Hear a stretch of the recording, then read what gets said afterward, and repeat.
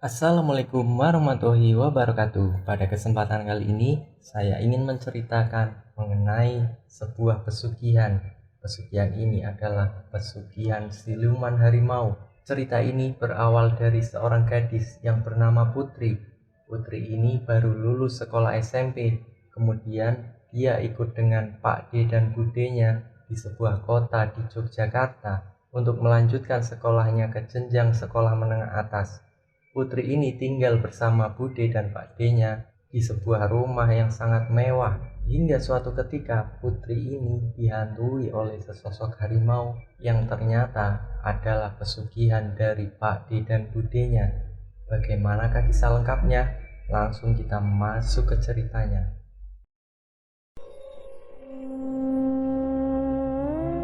Namanya adalah Putri. Putri tinggal dengan budenya di salah satu kota besar di Yogyakarta. Putri dilahirkan dari keluarga yang pas-pasan.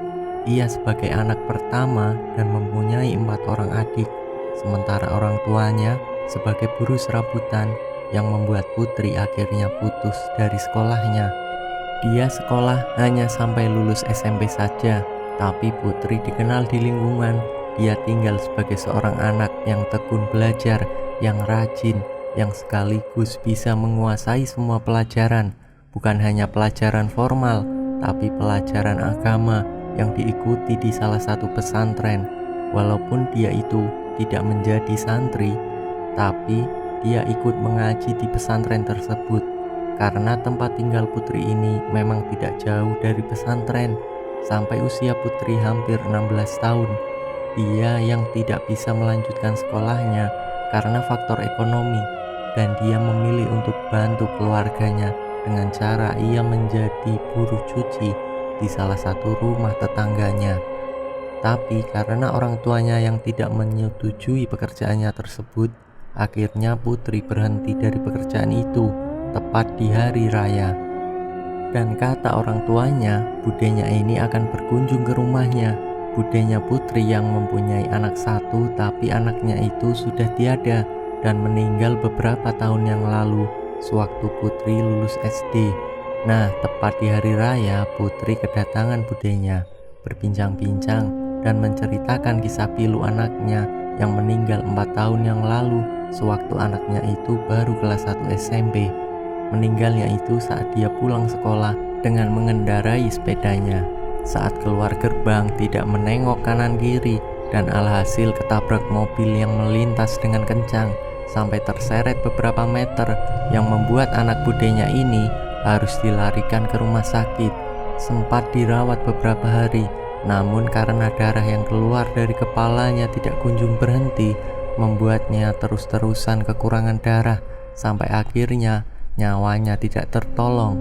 Nah, tujuan Bude dan Pak D-nya Putri ini berkunjung ke rumah salah satunya untuk silaturahmi. Tapi di balik silaturahminya ini, Budenya yang mendengar Putri yang putus sekolah, yang sudah hampir 1 tahun tidak melanjutkan ke jenjang sekolah selanjutnya, Budenya ini mengajak Putri pergi ke Jogja agar diasuh olehnya dan bisa melanjutkan sekolah menengah atas. Orang tuanya Putri waktu itu tidak bisa menjawab secara langsung. Ia menanyakan ke Putri, "Putri, bagaimana menurut kamu? Kamu mau ikut sama Bude Pak D?" "Putri mau, Bu, tapi ibu bapak nggak keberatan Putri ikut Bude. Nanti adik-adik gimana?" "Itu urusan gampang, Put. Nanti Putri di sana sama siapa?" "Ya sama Pak D Bude. Putri anggap saja Bude ini orang tua kamu. Bude ingin kamu menjadi orang sukses yang bisa bantu keluarga. Suatu saat nanti setelah kamu lulus sekolah menengah, setidaknya bisa mendapatkan pekerjaan yang layak daripada seperti ini terus. Kamu nggak sekolah hanya di pesantren dan kamu juga kerja kan?" kata Bude Putri. "Iya sih, tapi bapak nggak ngizinin." "Ya iyalah, siapa juga yang mau melihat kondisi anaknya itu sebagai buruh cuci. Ya itu memang benar, bisa menghasilkan uang, bisa membantu bapak ibumu. Tapi dengan pekerjaan seperti itu kan tidak baik untuk anak seusia kamu." Putri merenung, hanya mengangguk sembari menunduk. Putri akhirnya menyetujui permintaan budenya untuk tinggal di Jogja. Putri pamitan sama bapak ibunya, sama adik-adiknya, dan pesan orang tuanya, "Putri, nanti di sana tinggal sama Bude Pakde. Kamu jadi anak yang patuh, jangan bikin Bude Pakde kecewa. Kamu juga harus rajin dan tekun belajar. Terus jangan tinggalkan sholat 5 waktu, dan seperti yang biasa kamu lakukan, yaitu puasa Senin sampai Kamis. Itu pun kalau kamu tidak ada tamu bulanan." "Iya Pak, iya Bu."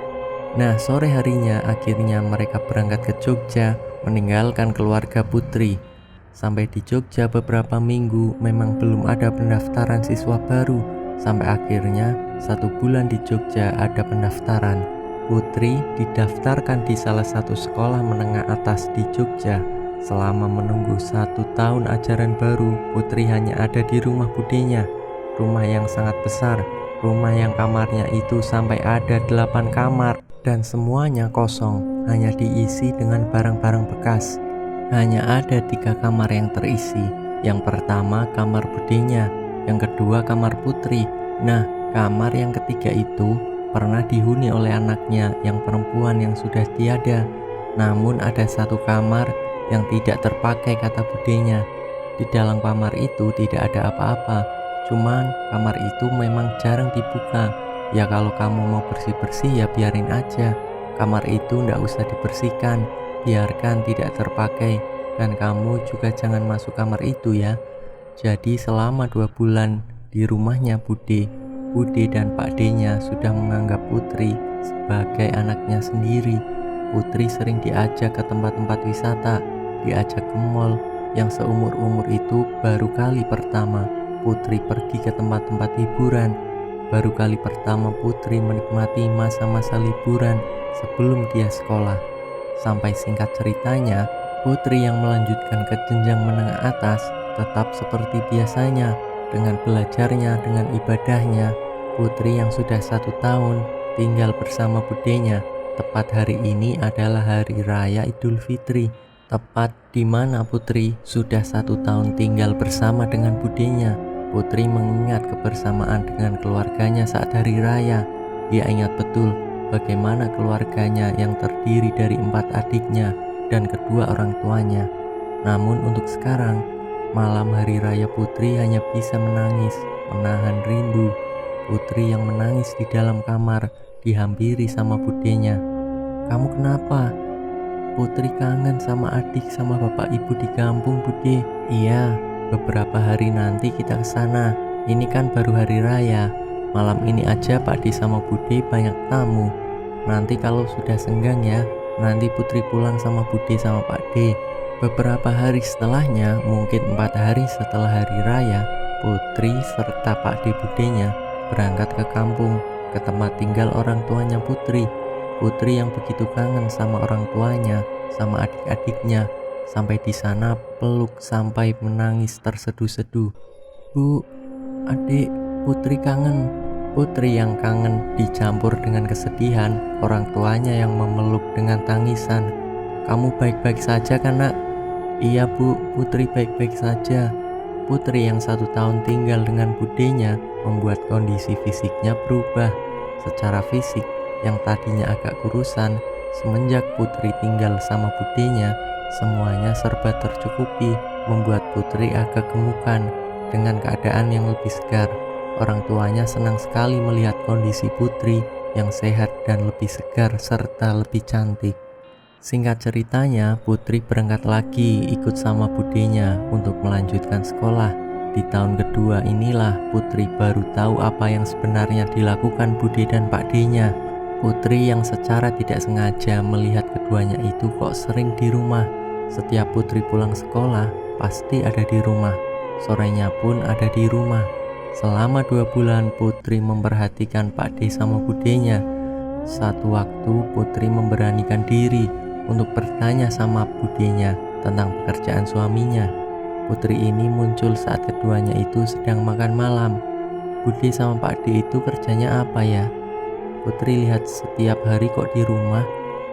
"Pak D kerjanya itu di depan komputer, jadi setiap hari itu cuma di rumah, Put. Pak D itu pemilik saham dari pabrik." "Maksudnya pemilik saham itu apa?" Pemilik saham itu yang sebagian besarnya pabrik itu milik Pak D, karena Pak D banyak mengeluarkan uang untuk pabrik itu. Oh begitu ya. Memang ada berapa pabrik? Hanya ada 4 pabrik. Wah, pantesan aja Pak D katanya mau bikin kolam renang. Ya doakan saja semoga rezekinya lancar. Nanti bisa buatin kolam renang buat kamu. Jadi Putri sama sekali tidak curiga kalau Pak D dan Budenya ini ternyata pelaku pesugihan. Namun seiring berjalannya waktu, Putri ragu kalau Pak D sama Budenya hanya bekerja di rumah. Menurut kabar yang tersiar lewat tetangganya, karena Putri memang kadang suka keluar dengan beberapa teman sekolahnya yang tidak jauh dari rumah besar yang dihuninya, yaitu rumah Pak D dan Budenya. Beberapa warga ada yang bilang kalau Pak D dan Budenya ini pelaku pesugihan. Putri yang selama 2 tahun dia tinggal dengan Budenya itu tidak ada keanehan yang muncul. Walaupun beberapa kali dia melihat ada yang aneh, tapi menurut Putri itu hal yang biasa karena ia sebagai seorang yang mempunyai adat dan budaya. Ketika malam tertentu, apalagi malam Jumat Kliwon, memberikan sesaji itu hal biasa. Walaupun secara perilaku sehari-hari itu tidak baik, tapi ya sebagai orang yang beragama menghormati adat orang-orang dulu yang suka memberi sesaji, suka mendoakan orang-orang yang sudah meninggal itu sudah hal biasa. Nah, Putri pernah melihat Pak D dan Budenya ini masuk ke dalam kamar yang memang Putri tidak diizinkan masuk. Awalnya Putri hanya menganggap itu hal biasa, terserah Pak D Budenya mau berbuat apa di kamar tersebut. Namun saat Putri sudah naik ke kelas 3, dia sempat pulang lagi ke kampung halamannya, ketemu dengan orang tuanya dan juga dengan adiknya. Adiknya yang merasa iri karena melihat Putri yang sangat senang, tapi Putri tidak melupakan bagaimana keluarganya. Budenya yang setiap kali datang tanpa sepengetahuan Putri, yang selalu memberikan uang ke orang tuanya Putri untuk kebutuhan adik-adiknya Putri, yang memang secara kehidupan itu jauh lebih baik setelah Putri ikut dengan Budenya. Setengah tahun sebelum lulus, Putri benar-benar mengalami hal-hal yang tidak diduga sama sekali.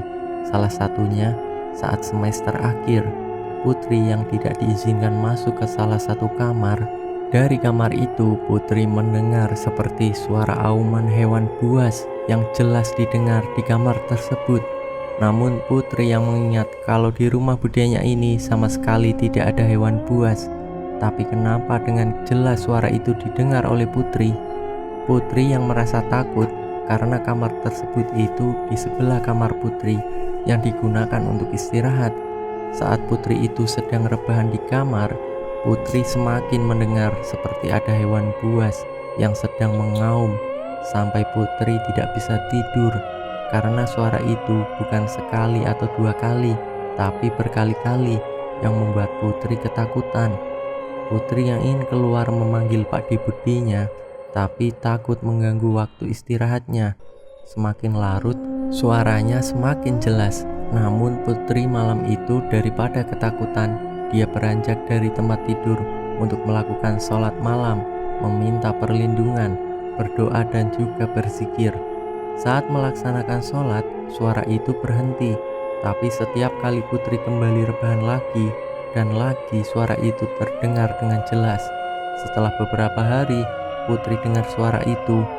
Apa ini halusinasi aja? Kenapa beberapa hari ini selalu ada suara auman hewan buas? Nah, minggu kedua, suara auman yang benar-benar nyata didengar oleh Putri. Tidak menampakkan diri, namun suara itu jelas terdengar, membuat Putri terkejut dan terbangun dari tidurnya. Dia langsung bergegas ke kamar mandi, ambil air wudhu dan melakukan sholat. Itu kebiasaan Putri setiap hari, setiap malam. Kalau tidak ada tamu bulanan, setiap harinya Putri tidak pernah melewatkan yang namanya sholat malam. Saat sedang sholat malam, suara itu kadang muncul, tapi suaranya sangat lirih. Sampai Putri sesekali pernah memimpikan hal yang benar-benar membuat dia itu sangat ketakutan. Putri memimpikan sosok hewan buas seperti sosok harimau yang seakan-akan bersiap untuk menerkamnya. Sudah hampir 2 bulan dia mengalami kejadian-kejadian aneh. Di bulan ketiganya, saat putri itu lewat di depan kamar sebelah, putri melihat bayangan seperti harimau yang ada di mimpinya itu masuk ke kamar yang sering dikunjungi oleh Bude dan Pak D-nya. Siapa sih? Kok jam 1 malam lewat depan kamar terus masuk ke kamar? Saat diamati dengan mata kepalanya sendiri, sontak saja putri langsung loncat ke tempat tidurnya karena dengan jelas melihat sosok harimau yang ada di dalam mimpinya itu masuk ke kamar sebelah. Esok harinya, Putri tanya sama budenya. "Putri mau nanya, Bude." "Iya, kenapa soal sekolah?" "Bukan, Bude. Soal sekolah semuanya lancar, tidak ada masalah. Tapi ini tentang kejadian aneh yang Putri alami selama beberapa hari ini. Apalagi semalam, Putri melihat seperti sosok harimau masuk ke kamar yang ada di sebelah kamarnya Putri." "Kamar yang mana, Put?" "Itu kamar yang Putri tidak diizinkan masuk sama Bude dan Pak D. Kalau misalkan Putri melihat harimau malam hari, terus kamu melihat itu sampai masuk kamar itu hanya halusinasi kamu saja, Put. Kamu gak usah berpikiran aneh-aneh. Gak mungkin kan Bude pelihara harimau kayak gitu?" "Iya, Bude, Putri tahu. Gak mungkin juga Bude pelihara harimau di rumah. Dan juga harimau itu seperti ada di dalam mimpi Putri. Sudah, gak usah dipikirin. Kamu serahkan saja sama Bude." Setelah itu, Putri berangkat sekolah diantar oleh sopir pribadinya. Putri ini di dalam mobil menanyakan ke sopirnya, "Pak sopir, mau nanya boleh nggak?" "Oh iya Mbak Putri, boleh. Mau nanya apa?" kata sopirnya. "Ini Pak, tadi malam Putri kok melihat harimau yang ada di mimpinya Putri, dan harimau itu masuk ke dalam kamar. Gini, kamu jaga rahasia ya. Saya bekerja sama Bude kamu itu sudah hampir 4 tahun lamanya. Perlu kamu tahu, sebelum Bude kamu punya pabrik, dulu dia itu orang susah. Dulu dia sering dihina orang-orang di kampung. Nah, ini yang perlu kamu tahu, harimau itu sosok pesugihan Bude dan Pak D kamu, Put." "Hah? Yang bener aja. Masa Pak D sama Bude punya pesugihan?" "Dulu sering sekali diejek tetangga, tapi semenjak orang tuanya meninggal, kehidupannya berubah secara cepat. Nenek kakekmu itu dijadikan tumbal pesugihan, Put. Dulu mungkin kamu masih kecil, atau mungkin kamu juga belum lahir. Dan semenjak saat itu, usaha yang dimiliki Bude dan Pak D-mu memang luar biasa." Nah, setelah kejadian itu, karyawan-karyawan pabrik setiap tahun itu pasti ada saja yang meninggal. Itu juga sebagai tumbal pesugihan. Sudah banyak memakan tumbal, Put. Apalagi pesugihan itu hampir 5 tahun dilakukan oleh Bude Pak D-mu. Memang banyak rumor Bude kamu melakukan pesugihan, dan itu bukan omong kosong. Maaf ya, bukannya Pak sopir ini mau ngomong tentang pesugihannya. Pasti kamu belum tahu banyak, tapi logikanya, modal dari mana orang yang dulunya susah kok langsung tiba-tiba sukses? Dan belum ada 1 tahun, sudah langsung punya pabrik. Orang tuamu yang sedari dulu bekerja keras juga belum bisa buat pabrik. Rumah juga masih sederhana. Nah, ini Bude sama Pak D-mu yang baru 5 tahun sudah punya 4 pabrik. Dapat modal dari mana coba? "Pak sopir kok tahu bapak sama ibu saya?" "Ya, karena saya telah ikut Bude kamu itu dari kamu masih bayi. Jadi saya tahu betul siapa kamu. Makanya Pak sopir sayang sama kamu. Dan saya pun khawatir kalau kamu tinggal di rumah budemu ini. Apalagi kamu sering melihat kayak gitu. Mendingan kamu cepat-cepat tinggalkan rumah budemu ini. Kalau kamu terus-terusan di situ, bahaya. Karena sudah banyak korban yang meninggal, yang dijadikan tumbal. Banyak cerita dari orang yang bekerja di pabrik milik budemu, kalau orang yang selalu melihat harimau, dipastikan tidak berselang lama orang itu akan meninggal dunia. Pak sopir khawatir sama kamu, Putri. Sebaiknya kamu lebih hati-hati."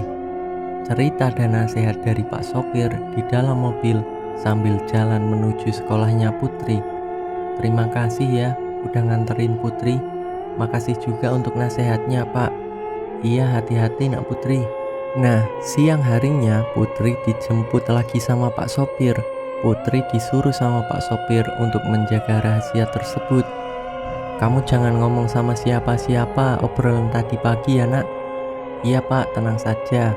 Sampai akhirnya 1 bulan sebelum Putri lulus, kejadian-kejadian aneh semakin sering dialami Putri. Putri mungkin waktu itu akan dijadikan tumbal karena hampir setiap malam Putri benar-benar melihat sosok harimau masuk kamar sebelah. Entah itu halusinasi atau tidak, tapi sosok itu benar-benar hadir di hadapan Putri saat hendak melakukan sholat malam. Putri yang sedang sholat dengan khusyuknya, namun dengan ketakutan, khawatir, cemas semua campur jadi satu. Sampai beberapa hari Putri mengalami kejadian itu, yang sosok harimau yang sering menghantui setiap malam membuat Putri gelisah dan juga takut.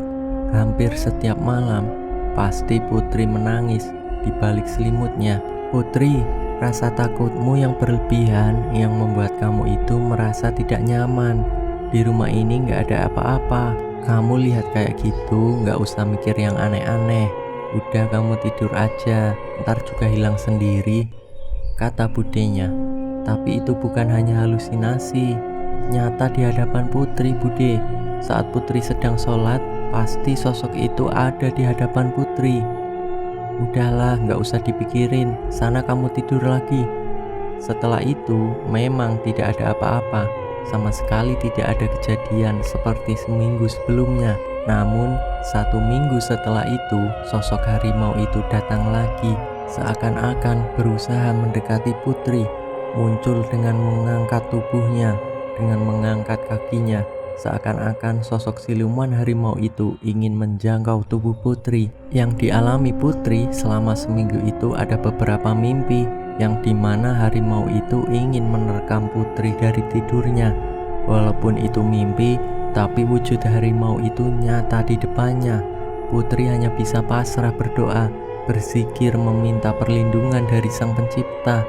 Sampai akhirnya sosok siluman harimau itu tidak mampu menggapai dan mendekati Putri. Sampai akhirnya Putri lulus sekolah menengah. Dia yang minta izin sama Bude dan juga Pak D untuk kembali ke kampung dengan alasan ia ingin mendapatkan pekerjaan dengan ijazahnya.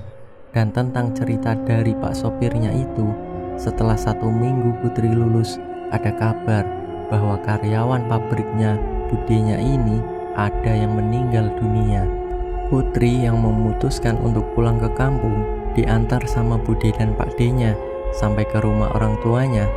Di situ banyak cerita dan benar dugaan orang tuanya Putri. Maksud tujuannya Putri dibawa ke Jogja, diajak secara baik-baik untuk sekolah, untuk ini, untuk itu, hanya alasan saja.